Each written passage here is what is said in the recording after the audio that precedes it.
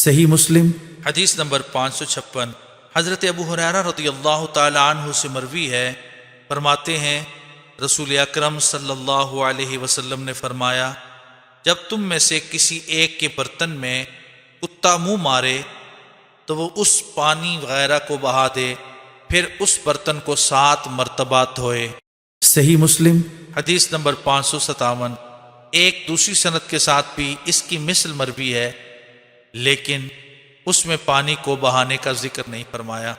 صحیح مسلم حدیث نمبر 558۔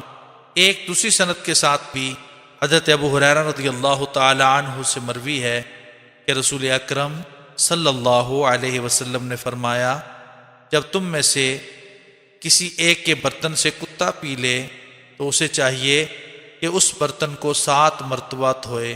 صحیح مسلم حدیث نمبر 559۔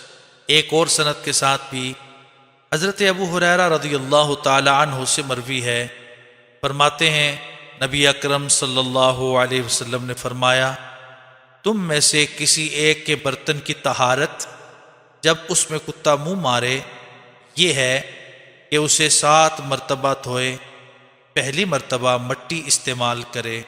صحیح مسلم حدیث نمبر 560۔ حضرت ابو ہریرہ رضی اللہ تعالی عنہ نے رسول اکرم صلی اللہ علیہ وسلم سے چند احادیث نقل کرتے ہوئے ایک حدیث میں ذکر کیا کہ نبی اکرم صلی اللہ علیہ وسلم نے فرمایا، تم میں سے کسی ایک کے برتن کی طہارت جب کہ اس میں کتا منہ مارے اس کو 7 مرتبہ دھونا ہے۔ صحیح مسلم حدیث نمبر 561۔ حضرت ابن مغفل رضی اللہ تعالی عنہ سے مروی ہے، فرماتے ہیں رسول اکرم صلی اللہ علیہ وسلم نے کتوں کو ہلاک کرنے کا حکم دیا، پھر فرمایا، ان لوگوں کو کتوں کے ہلاک کرنے سے کیا حاصل ہوگا؟ اس کے بعد شکاری کتے اور بکریوں کی حفاظت کے لیے کتا رکھنے کی اجازت مرحمت فرمائی، اور فرمایا جب کتا برتن میں منہ مارے تو اس کو 7 مرتبہ دھو لو اور 8ویں مرتبہ مٹی سے دھو۔ صحیح مسلم حدیث نمبر 562۔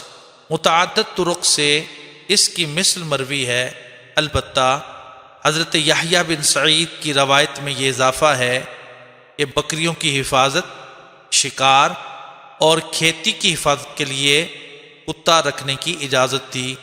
کھیتی کا ذکر صرف حضرت یحییٰ بن سعید کی روایت میں ہے۔